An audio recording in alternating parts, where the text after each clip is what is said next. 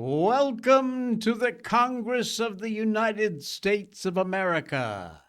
Absolutely disgusting. Oh, are we going to talk about this? What a freaking mess. The AP, the Associated Press, and AI, perhaps the worst combination for news reporting there could possibly be, but it's happening. And from Bud Light to Netflix, we keep on winning the woke war, and that's a good thing. Good morning. Welcome to the Jay Sheldon Show. It's Friday. Friday's here. I got my talk shirt on. There you go. Oh, man, what a week. Friday's finally arrived. Thank you, Jesus. Danny, welcome in. 78 degrees. Are you kidding me? That's fantastic. In March, stop turning off the heat or the AC. Just leave them both on at this point. I'm just letting the house decide what it wants to be today. Man, 78 degrees. That is amazing. Wow. All right. We're going to get it rolling here, but before we do that, we're going to tell you about one of our incredible sponsors, and that's this stuff right here. Oh, man, Blackout Coffee, that's the name of the gang. Blackout Coffee is the most amazing coffee you will ever put through your pie hole. Folks, if you're like me, you need a coffee that is as strong, bold, and unapologetic as you are. None of that weak, watered-down crap stuff from the big corporate chains. I'm talking about Blackout Coffee. It is the real deal for patriots who still believe in hard work, freedom, and starting your day with a kick in the ass that really means something. It is roasted fresh in small batches. It's all done right here in America. Blackout Coffee delivers that rich, smooth, powerful coffee flavor. Hits you right where you need it. Never, ever bitter. Just pure energy, sunrise to sunset, whether you're grinding through the day, hitting the range, or just refusing to back down, which we have to do a lot of these days. This is the coffee that stands with you. And get this, they are veteran-founded, family-owned, and they give back. Every bag you buy helps fuel American values, even sends coffee to our troops overseas through their Operation Blackout program. Head to Blackout Coffee at the link in our show notes. They've always got great deals like the one you see right there on your screen. Buy one, free one for their premium instant coffee, which is almost, I'm being honest, it's almost as good as their fresh ground. You can't beat the fresh ground, but stick yourself in a box of these premium instants. You get 32 single-serve packs, and when you're in a rush, you're in a hurry, you just want to grab and go, there you go. Use the link in our show notes. Use code J20 at 20% off your first order. You can subscribe, a coffee subscription. Check that out. You'll save even more, and you can cancel anytime, change your order style, whatever it is you want. They're very flexible about that. Trust me, once you go blackout, you will never go back to your old whatever sad excuse for coffee you've been drinking. Blackout Coffee, fuel for the fearless, strong, bold American coffee, and a proud partner with us here on this show. Blackout Coffee, thank you, folks. John Santos and the gang over there. Great group of people to work with, too, by the way. They really are. They're a lot of fun, and they really care about this country, and they care about making good coffee. All right. Well, Congress loves transparency. You think?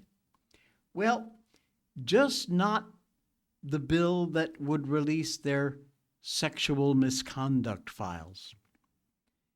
This week, Congress had a chance to pull back the curtain on all the sexual misconduct investigations involving their own members, Congresspeople.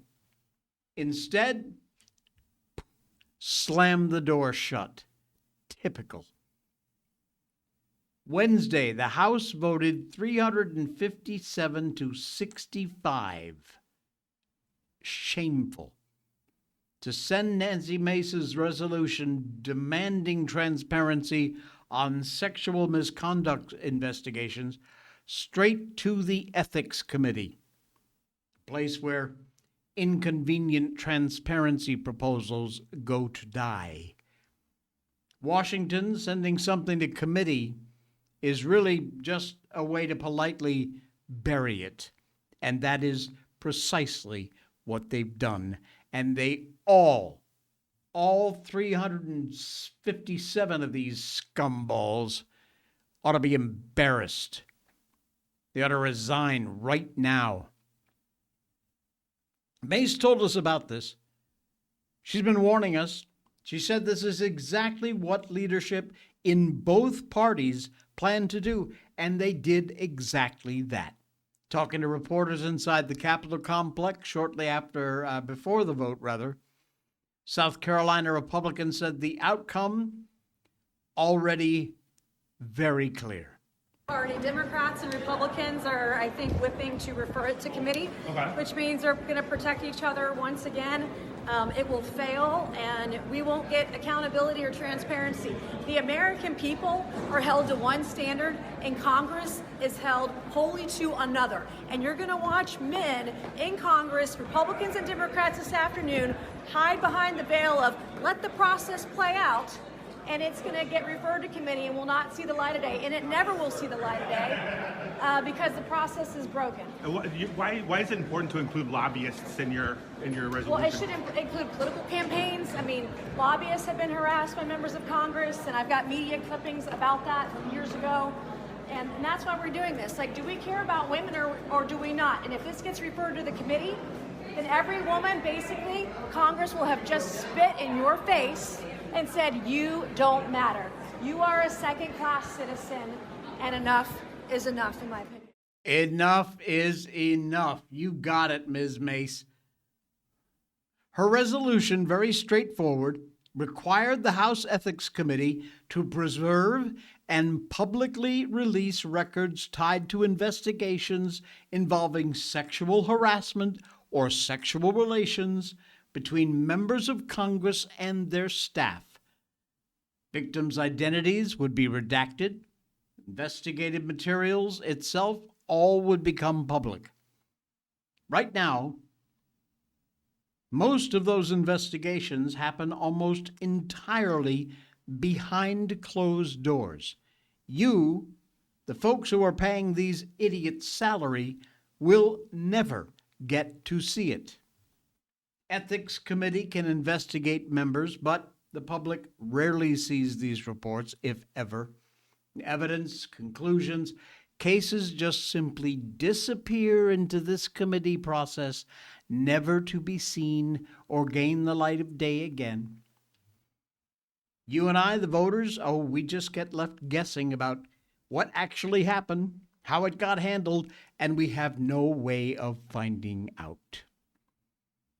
Mace argues in her interview the secrecy protects the institution far more than it protects the victims. And man, is that true. You're going to watch, remember that? She just said it. You're going to watch men in Congress, Republicans and Democrats this afternoon, hide behind the veil of let the process play out. Going to get referred to committee, not see the light of day. We'll never see the light of day because the process is broken. That's Nancy Mace. Leaders in both parties. Republicans, you are not forgiven for any of this. You are just as guilty as the idiot Democrats. Now it's the idiot Republicans who join you. They moved quickly to block the proposal, arguing that releasing the investigation records would discourage victims or witnesses from cooperating with any future inquiries. Give me a break. 357 members chose to send this measure to committee to be buried rather than allow the public to see what the Ethics Committee has uncovered over all these years.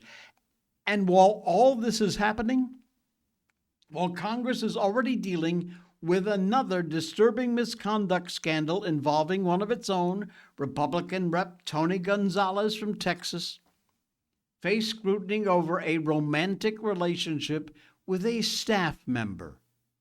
House rules explicitly prohibit any kind of relationship between lawmakers and employees they supervise.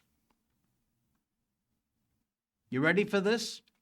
Take a look at Nancy Mace's X post. This woman does not hold back.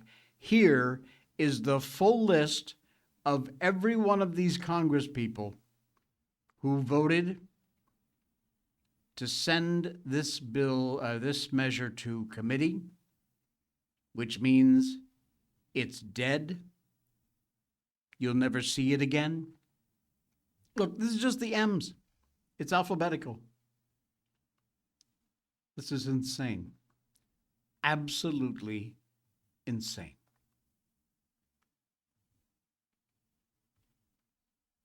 Became even more disturbing after the staffer died September of last year. She set herself on fire. A tragedy that puts an even harder spotlight on that relationship and the power imbalance involved in this mess.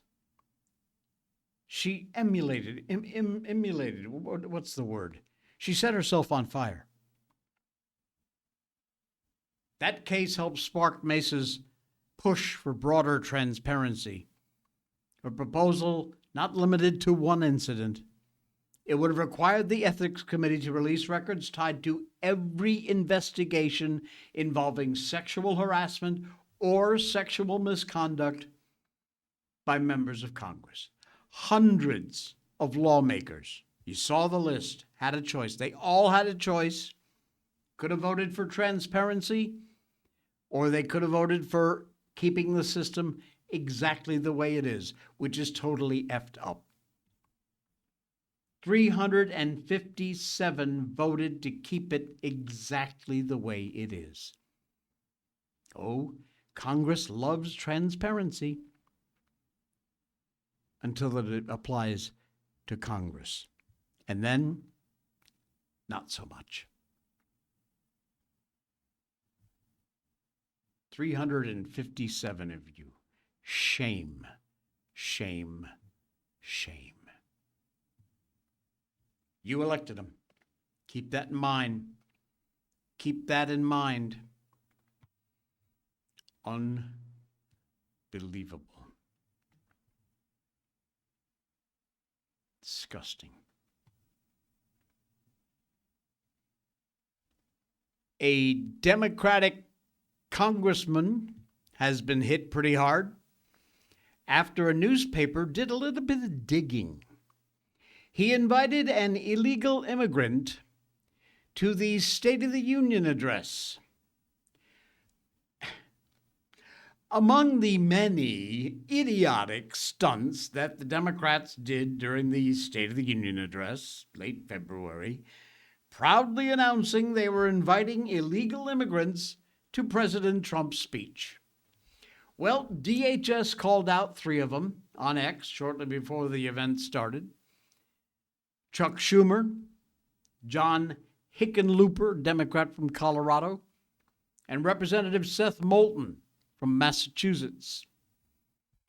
Moulton's guest, DHS said, he plans to bring illegal alien Marcelo Gomes da Silva.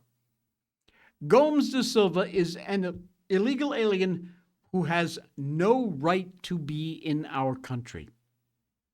We are committed to enforcing the law and fighting for the arrest, detention, and removal of aliens like him.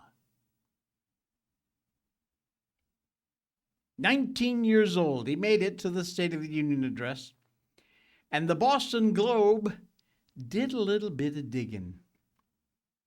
Marcelo Gomez da Silva, a Milford teen, arrested by ICE last May, went to the State of the Union as a guest of Seth Moulton, the representative. He left early after a DHS tweet singled him out by name. But Moulton ended up hiding him. Yeah, he was hiding him in his congressional office after seeing that tweet from DHS. Here's what Moulton's press office posts on X. Marcello's been in the U.S. since he was 6 years old, zero criminal record. You're not making anyone safer by targeting him. You're just proving how far you'll go to terrorize young people trying to build a future in this country. He's an illegal alien, you freaking morons. He hides this guy in his office. Boston Herald did a great job here of finding out a little bit more. Over the summer, Gomes da Silva, in summer 2025, became an activist, a celebrity of sorts among Democrats, including Moulton, Governor Maura Healey, after ICE detained him for several days while they were looking for his father. Congress, this is from the Boston Herald. Congressman Seth Moulton's illegal immigrant guest during the State of the Union address is referenced in police reports involving sexual assault and juveniles. Here we go. Herald submitted a public records request to the Secretary of State's office, Milford Police Department, regarding two reports, one from June, the other from September 2021. When Marcello da Silva, apparently named as a person of interest. Milford Deputy Police Chief John Sanchioni denied both of those requests, indicating the police report from June 2021 involved a sexual assault and juveniles, and that the report from September 21 involves juveniles, and he would not elaborate any further. Now, the Herald is appealing this Milford Juvenile Court, the police denial of release of his background, on the grounds Moulton has turned the teen's story into a rather large public debate on ICE enforcement. As of this moment, Moulton has not made any kind of public comment on this story, which is kind of interesting considering he repeatedly bragged about inviting this illegal alien to the State of the Union because he wanted to share his story. Well, now that his story smells a little bit, in fact, it smells a lot, now all of a sudden, Moulton, you got nothing to say? Now you're shutting up? What's the deal, pal?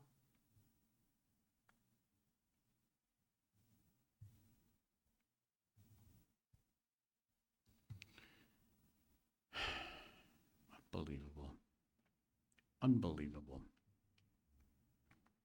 Two stories right off the bat. What the hell is going on in Washington? It's an absolute nightmare.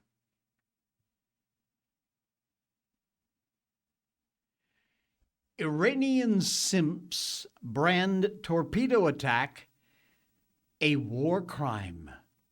You saw that great footage of our first torpedo hit in it's like World War II.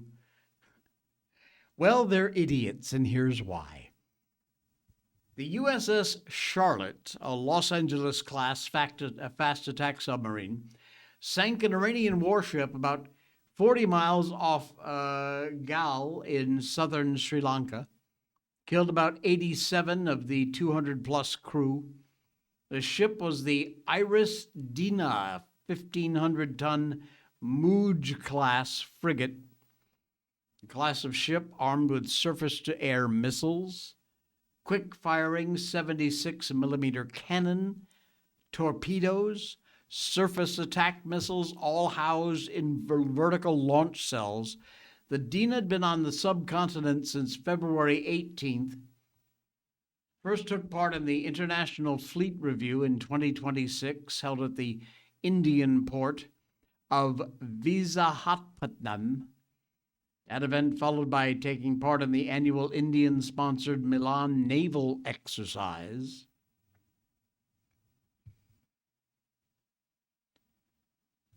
This represents the first time, as I said, a U.S. has sunk another ship by a torpedo since the USS Torsk, a Tench-class submarine captained by Commander Batford Llewellyn, dropped a Japanese anti-submarine patrol vessel August 14th, 1945, the day before hostilities ceased. Since then, there have been 2 known sinkings by torpedoes, not by us. Pakistani submarine PNS Hangar sank the Indian frigate INS Kukri, and a decade later, the HMS Conqueror torpedoed the Argentine light cruiser Ara General Belgrano, formerly the USS Phoenix.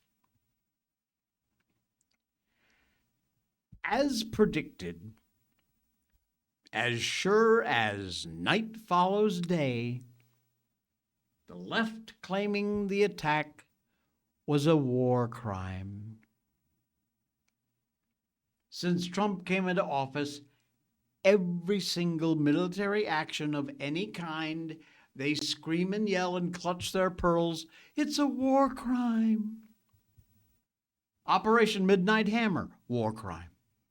Snatching Maduro, war crime. Chastising Iran, war crime. And so, of course, sinking an enemy warship, war crime. Ryan Grimm, Soros-sponsored drop site news. An unarmed Iranian ship was invited along with the U.S. to be part of an Indian naval exercise, and its sailors paraded on land before the president. The U.S., at the last minute, pulled out of the exercise and instead attacked the Indian ship with a torpedo. Breaking with all norms of civilization and warfare, we then refused to rescue the drowning survivors. The Sri Lankan Navy was left to pull the dead bodies from the water. Now, let's take this line by line as though we're not dealing with an absolute freaking lunatic, okay? Hard to do, but bear with me. Number one, there is no evidence, 0, that this ship was unarmed. None. And a lot of evidence that it was fully armed. There's an image of the Dina taken during this show in 2026, last month, which shows their SAM launchers fully loaded. So don't give any of this bullshit that it was an unarmed vessel. It was armed. Promotional site for Milan 2026 also shows the Dina loaded with SAM tools, and it says during the sea phase, exercises like aircraft carrier operations, anti-submarine warfare, air defense, naval gunnery, search and rescue, and multinational tactical maneuvers will be conducted, which loosely translates, folks, into we're going to be shooting at stuff. Unarmed? Doubt it. Now, none of that matters because being out of ammunition doesn't get you the get out of jail free card. Sorry, don't work that way. Any country stupid enough to send a warship to sea without ammo basically deserves whatever it gets. Number 2. Yes, the U.S. Pinckney and Arleigh Burke-class destroyer scheduled to take part in this Milan 2026 thing, found urgent employment during the USS Abraham Lincoln Carrier Strike Group. Arrived on station around February 16th. 16 days elapsed between the Pinckney leaving the exercise area and a completely different ship sinking the Dina. Number 3, and perhaps the most pathetic claim, is that the attacking submarine was under some sort of obligation to surface, picked up by some 120 enemy sailors, and then they were supposed to have delivered them safely somewhere. Hogwash. Since the left likes Nazi metaphors so much, consider this one. When Admiral Karl Donitz was tried for war crimes at Nuremberg, one of the specs was that he ordered U-boats not to pick up survivors of armed ships that were sunk. He was found not guilty because it was declared not to be a breach of international law. In fact, exiting an engagement area without looking for survivors was pretty much standard submarine tactics during World War II. And things really haven't changed much.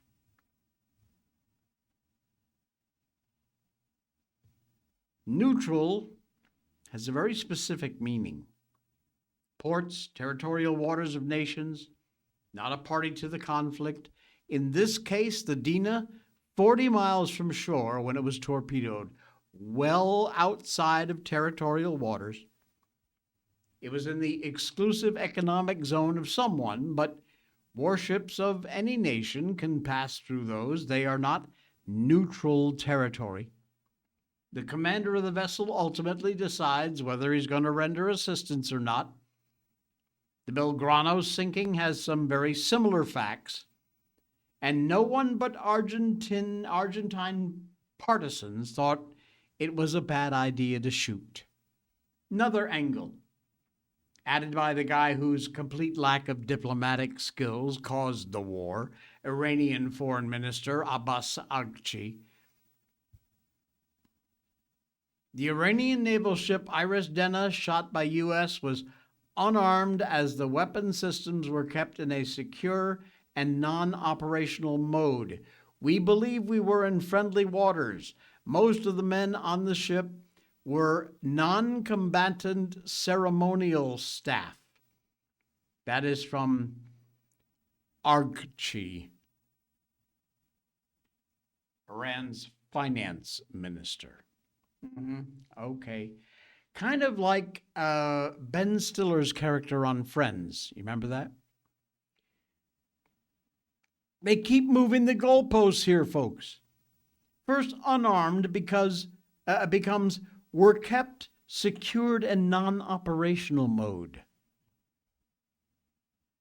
Here, the captain of the Dina is 3 days into a very hot shooting war between the U.S. and Iran, and the Dina is subject to U.S. Treasury sanctions. He has to know about it because we've been told how great the IT stuff is in India. I mean, they have so many IT guys, they're sending thousands of them here to the U.S. His roll back home takes him through the area controlled by the USS Abraham Lincoln. And he's got weaponry on safe. Dina was probably cooked no matter what. But if blame is going to be had, the commander of the Dina itself bears all of it. No evidence to support that. No evidence this captain is an idiot. And once the Dina left the Indian Sri Lankan territorial waters, she was fair game. And so down she went. Oh, man. This world just keeps getting weirder and weirder. Hey, you heard about Kristi Noem, huh? That's not a good one. She has been fired as DHS secretary, but she responded by thanking President Trump for her new gig. Trump announced yesterday Kristi Noem no longer serving as the nation's Department of Homeland Security Secretary, and that Senator Markwayne Mullin, Republican from Oklahoma, is going to replace her. She'll become the special envoy for the Shield of the Americas. What the hell is that? Apparently a new position announced on Saturday.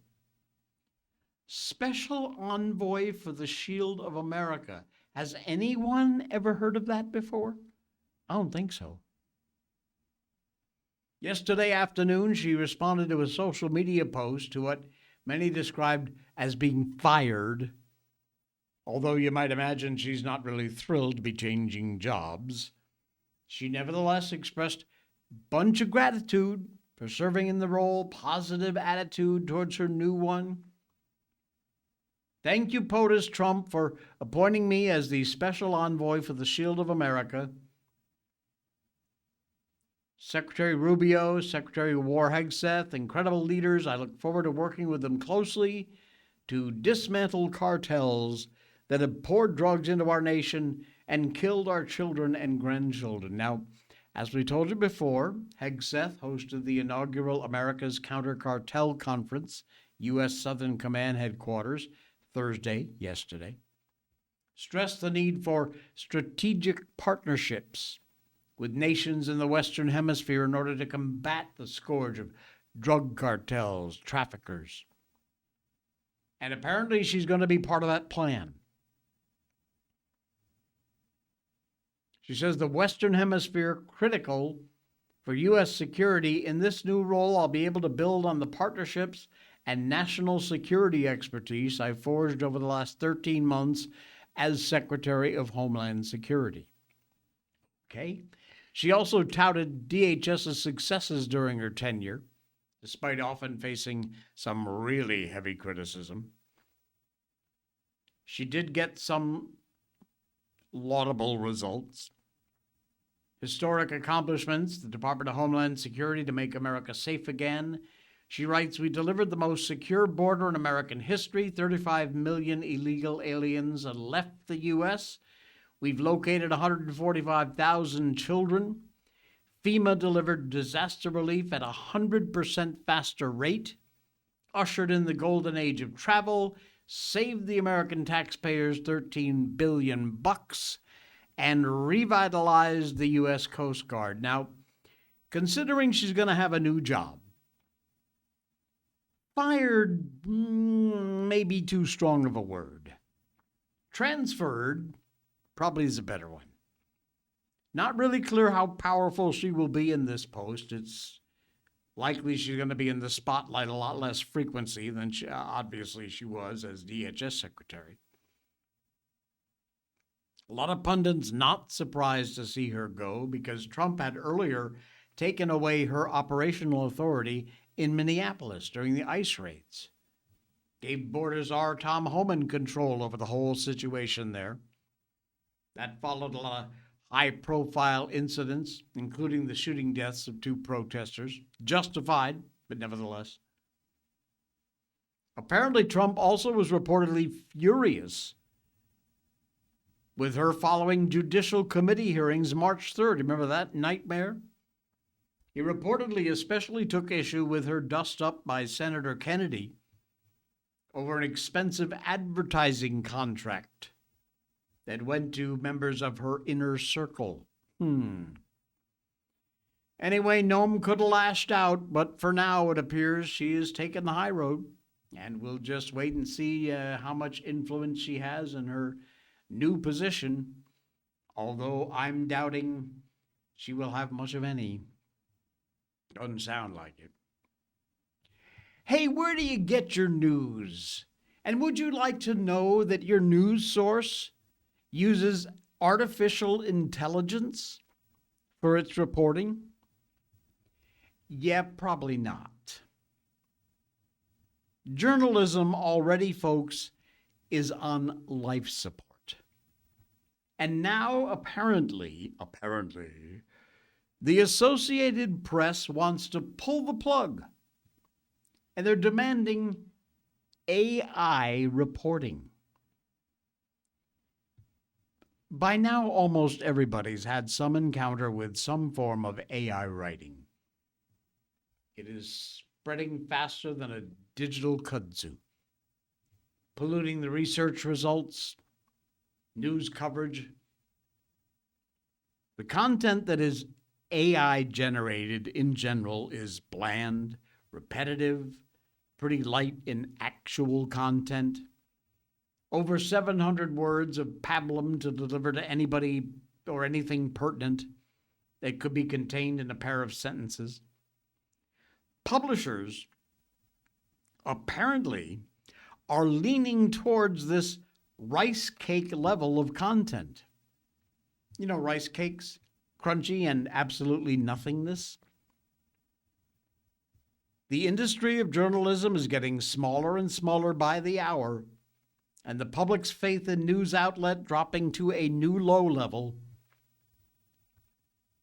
And it's all leading to a whole bunch of financial strain on these outlets. And in response, they're not looking to improve the product. You know, the common sense thing to do.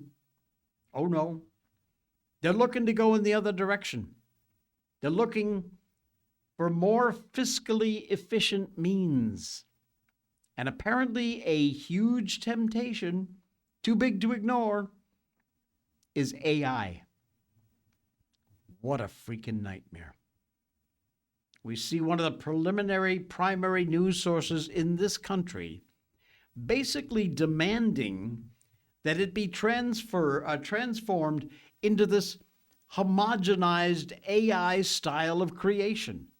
A nightmare. Max Tenney, reporting at Semaphore, details that at the AP, they're openly declaring that relying on AI as a form of writing will become a primary tool in their news dissemination process.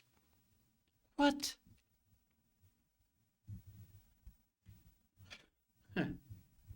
This all came from a recent episode at the Cleveland Plain Dealer. Job applicant went public with their refusal to accept a position at the paper after learning that they would not be expected to file news reports. Instead, for the position of AI rewrite specialist, they would feed notes of outlines into an AI program, which would then spit out an article to be published. Yeah. Managing editor for the CPD raved about the new development. He said, artificial intelligence is not bad for newsrooms. It is the future.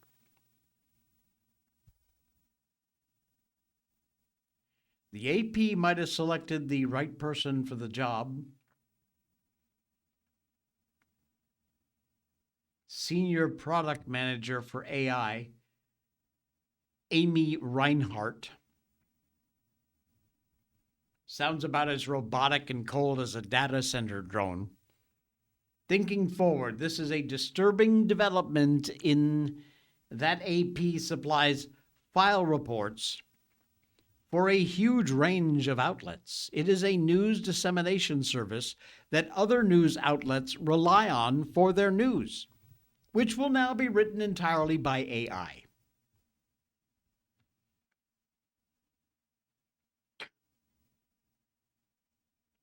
So watch where you get your news, folks. It's going to matter. And it ain't going to be good. Insane. We did a story about the SAVE Act, I think it was yesterday.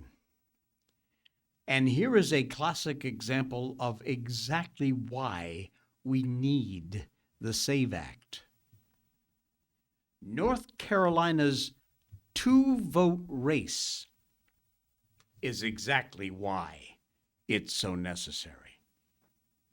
The North Carolina Republican primary for Senate District 26 is currently separated by 2 votes. Seriously, 2 votes. That's it.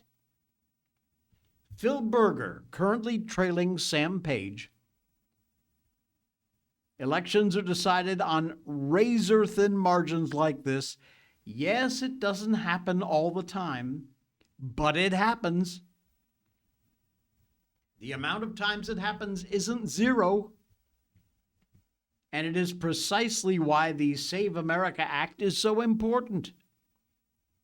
Non-citizens voting is already, of course, illegal, but the current law is basically toothless.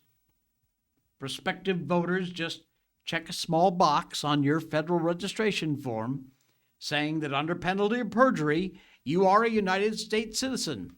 Tick. In other words, it's the honor system, and we all know how far that goes. Not to say that any non-citizens illegally casting a ballot in this race, but to be clear, it is to say that when the margin is 2 votes, just simply trusting that voters are being truthful on their registration forms, not a good safeguard. Sorry, it ain't working. The Save America Act would amend the National Voter Registration Act to require documented proof of citizenship in order to register to vote, and as well as a voter ID in order to cast your vote.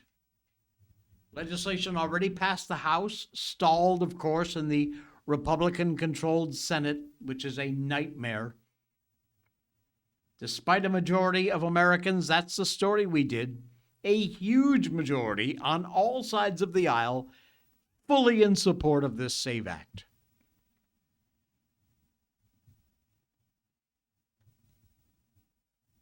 Unbelievable. 2 votes is all that separates these folks.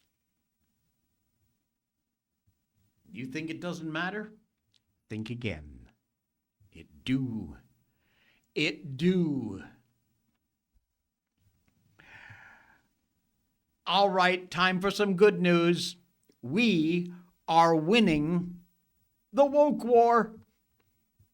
From Bud Light to Netflix, you and I, traditional Americans, keep on winning.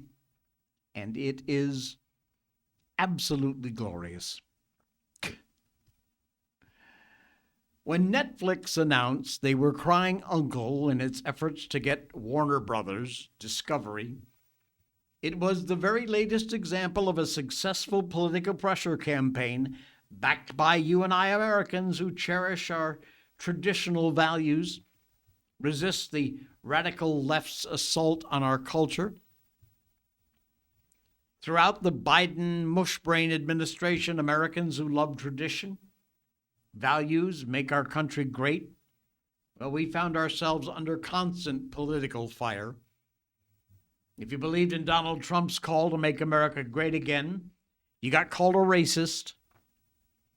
You put your trust in God over science, well, you were accused of being ignorant, backwards. You believe in keeping boys out of girls' sports or locker rooms or bathrooms? Haters, bigots. What passes today for the mainstream media leads the charge in portraying traditional, hardworking Americans as just, we're just remnants of a bygone era. You believe what you read, you hear across most media platforms? You're convinced that common sense conservatives are a very tiny little shrinking minority, standing in the way of progress. And then comes the occasional wake-up call that reminds everybody that in reality, the world is a much different place than those with the big media megaphones pretend it is. 2023, we will remember this one. Budweiser, the self-proclaimed king of beers, decided to revamp their image to capture the more woke clientele. celebrating transgender influencer Dylan Mulvaney sent out a customized Bud Light can with Mulvaney's smiley face plastered on it. The blowback was unbelievable. Boycotts of Budweiser results in sales plunging 24%. That's huge. Lost its long-held spot as the country's best-selling brand. Eventually, 2 Budweiser marketing execs placed on leave, corporation forced to compensate wholesalers and distributors who lost tons of money. And the company still, to this day, is fighting to regain any share of the market that it lost. Turns out the country wasn't quite as woke as Budweiser seemed to think it was. Remember the Cracker Barrel fiasco? How about that one? Last summer, Country Diner decided to update and streamline their famous logo, despite the fact the restaurant's entire motif is centered around tradition, nostalgia. Uncle Herschel, the old-timer featured in the logo leaning in a barrel, disappeared. And a whole lot of us tried to complain to Cracker Barrel that apparently believed that an older white symbol was completely out of place in today's society. Once again, we consumers had the last word. The backlash, even President Trump, he criticized this move. Finally, within weeks, they backtracked. $700 million rebrand in the trash.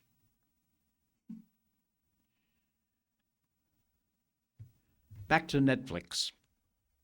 Soon after this streaming giant announced a great deal with Warner Brothers Discovery, Paramount Skydance entered the fray with their own bid for WBD. Congressional hearing brought to light serious reservations about the Netflix WBD plan. Public sentiment against the mega merger, concerns over competition, pricing all began to spread, and the board members started to waver. Trump demanded Netflix remove Trump hater Susan Rice from their board. Netflix boss Ted Sarandos, very dismissive, saying Trump's likes to do a lot of things on social media, not smart. Eventually, Paramount upped its offer. Netflix backed away. Significant is that Paramount is run by David Ellison, who's a part of the Ellison family that are huge supporters of President Trump. Ellison's been a repeat visitor to the White House during Trump's second term. His father, too, Oracle's billionaire co-founder Larry Ellison, a very close Trump ally. And why does that matter? Well, for one thing, along with HBO Max, guess what's also under the WBT umbrella? CNN. Oh, yeah. One of the cable news channels most historically hostile to President Trump and everything and anything he does, and MAGA world in general, might very soon be owned by one of Trump's biggest supporters. One more L in the woke column.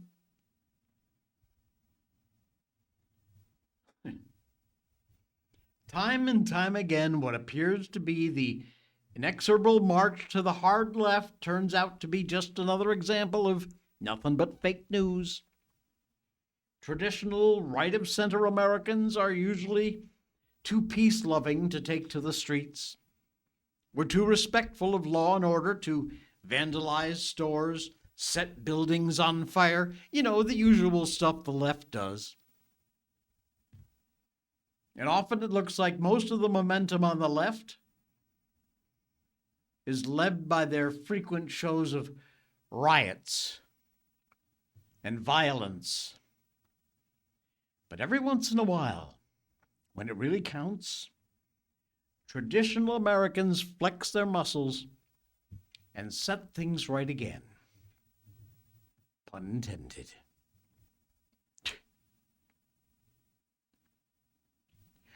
Oh, you're going to love this one. Oh, are you going to love this one? I promise.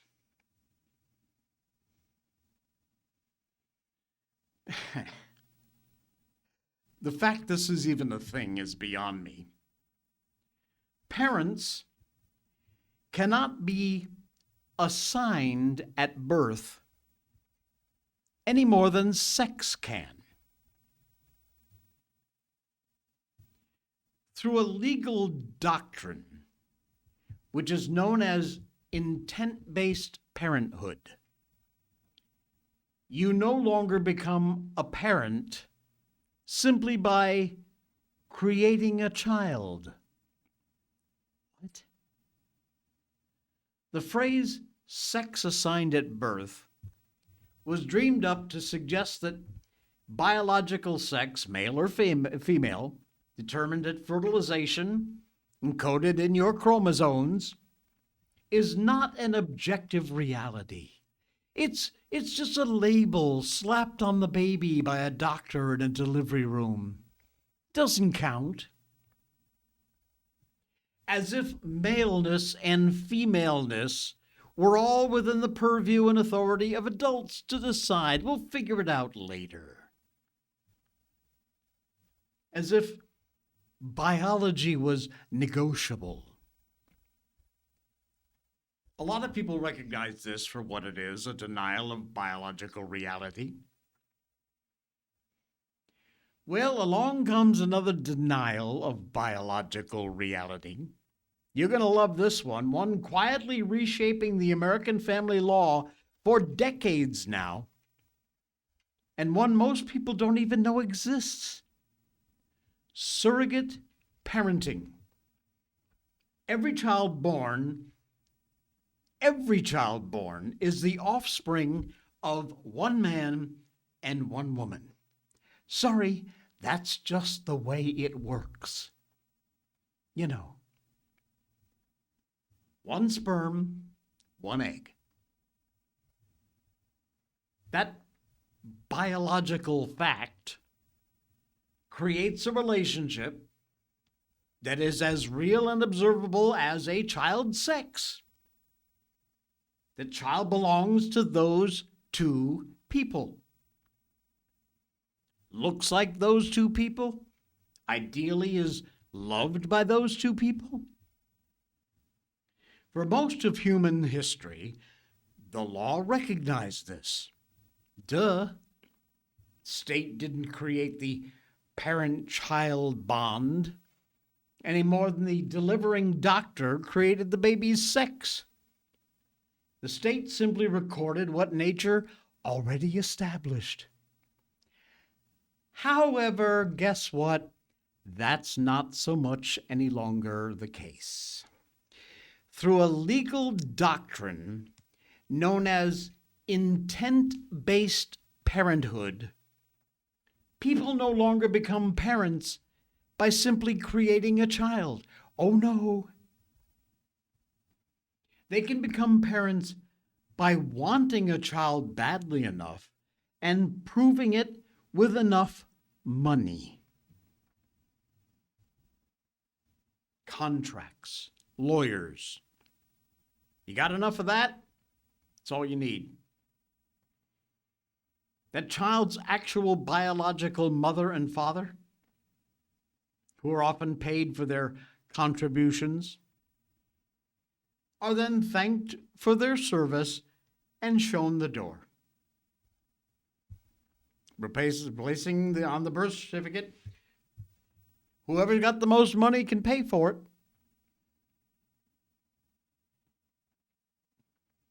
You notice the operating principle here, folks. It's the same one driving gender ideology. Adult desire is sufficient to override biological fact.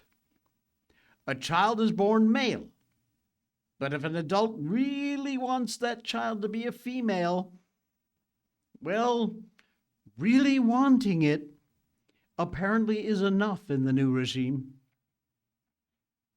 A child is born to a specific mother and father, the contributor of the egg and the sperm.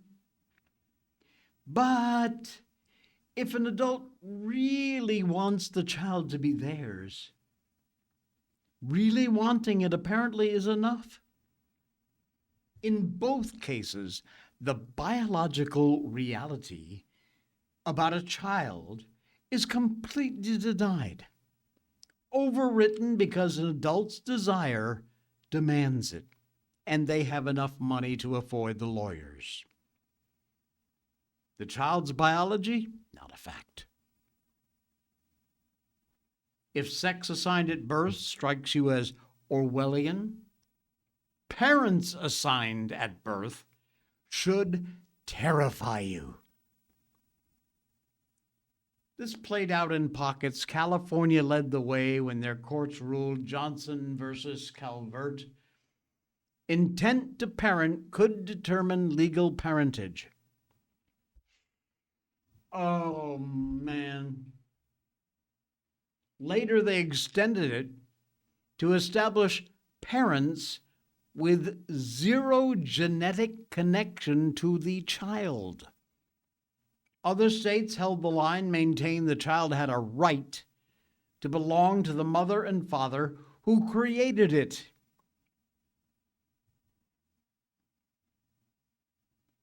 The consequences of surrogate parenting for children are not theoretical. Donor-conceived adults described genealogical bewilderment, a disenfranchisement from their own body. Here we go again with this crap. The data is clear. The testimonies are devastating.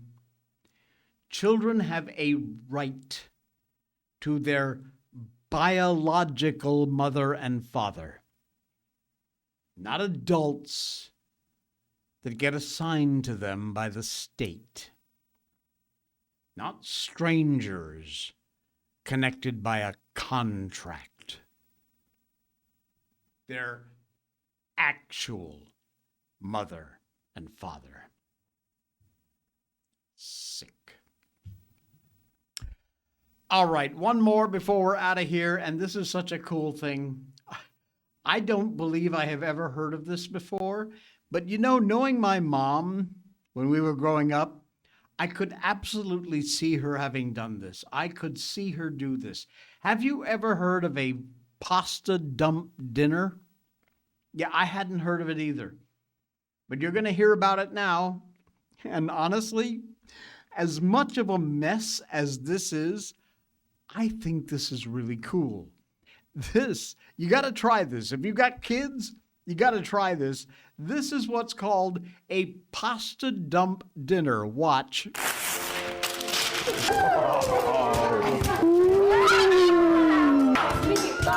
Oh, ready? Cheese. Look at that. Just dumps it all in the middle of the table and everybody just digs in.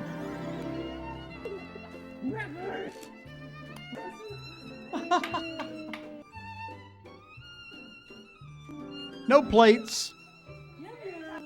Just a big mess. How cool is that? I want to try that. And I'm a full-grown adult. I think that would be a very cool idea. Pasta dump dinners. I think that's going to be on our menu next week. I'm almost sure of it. I'll take a picture and show you if I do it. All right. Dan Bongino's coming up next at 10 o'clock. Thank you, folks, for a fantastic week. Please, if you haven't yet, follow the show here on Rumble. Also, you can watch the show on YouTube. Go over there, look for the Jay Sheldon Show, hit subscribe.